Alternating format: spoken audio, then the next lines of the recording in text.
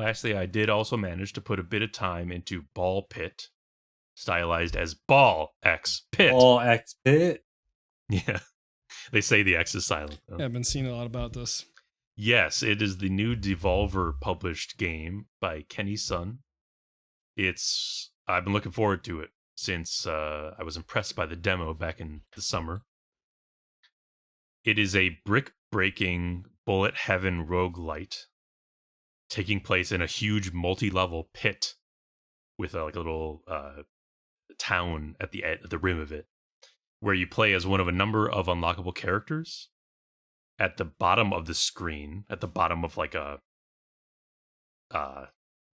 pit, you would say? No, but like the actual screen is like a lane. A lane, that's the way to put it. And rows of enemies descend down towards you like Tetris, shooting projectiles. And if they reach your row, they do damage to you. So you got to break them before that happens. And you aim and shoot both small baby balls, that's what the game calls them, and special balls, both of which you can upgrade by collecting gems from enemies and fusion reactors. Both dropped by enemies.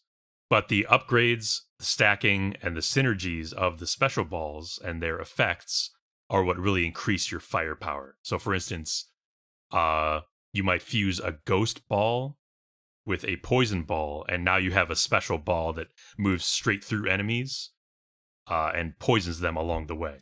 So that sort of thing, those sort of like combinations and synergies, stuff like that. And there's all sorts of things you can do.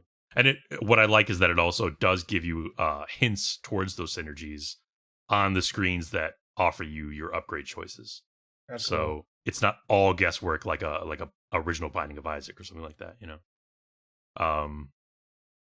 So when you win or die, the run ends and you go back to the surface, and do a little management segment where you build resource tiles and structures, which help you in various ways. You build them in a little grid that you can expand, and you collect or build by sending your little guys out like pinballs to collect or build stuff, which is a fun way of doing it.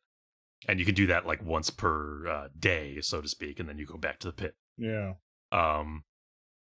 So it seems like there will be a lot to unlock, a lot of content. I'm still only at the first level of the pit, even. I haven't even gotten that far. And I think the difficulty got tuned from what it was in the demo, because I took way longer to get to the first major boss than I did when I was playing the demo. Or I was just better back then. But yeah, during each run, the field increases, the lane increases in width at a couple of set stages to like increase the challenge, put more enemies on screen, and spawns in a mini boss at the back. So it's like you have to destroy it before it gets to you. Interesting. And then each whole run ends with a big boss that's more involved and more of like a true bullet hell style thing. At least the one I've seen so far. So fun stuff. I'm definitely looking forward to playing more of Ball Pit. Sounds cool. It sounds like it could be up my alley. How much of it is like dexterity intense versus like just like focusing on building the right build? I mean, it looks pretty, it's a bullet hell, so it looks like you really got to be dodging like a million things on the screen. I'm actually glad you asked that, because I meant to say it looks more complicated than it actually feels when it looks intimidating. It looks more intimidating. Yeah, it looks like you have no idea what the fuck is going on at any given time, because everything is just shooting everywhere. That's kind of why I stay away from bullet hells. I get that. Yeah, I would say the closest I get is Enter the Gungeon, which is one of my favorite games, but for some reason it works there for me.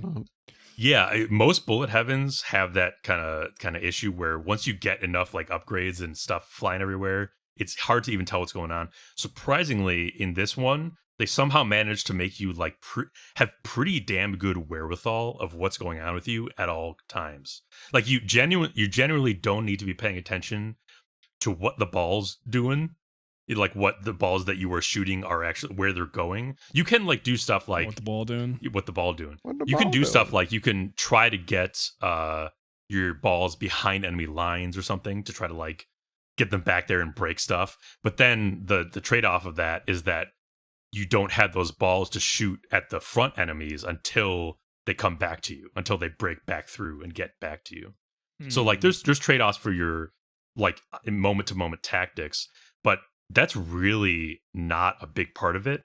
And somehow you generally don't need to focus too much of your mental power on like what is going on with the balls and the breaking on screen. You're mostly, honestly, just focusing on the use of the right stick, which is what controls your aim. You're just basically just moving the right stick to aim at the enemies that are coming, and you use your left stick to move left or right.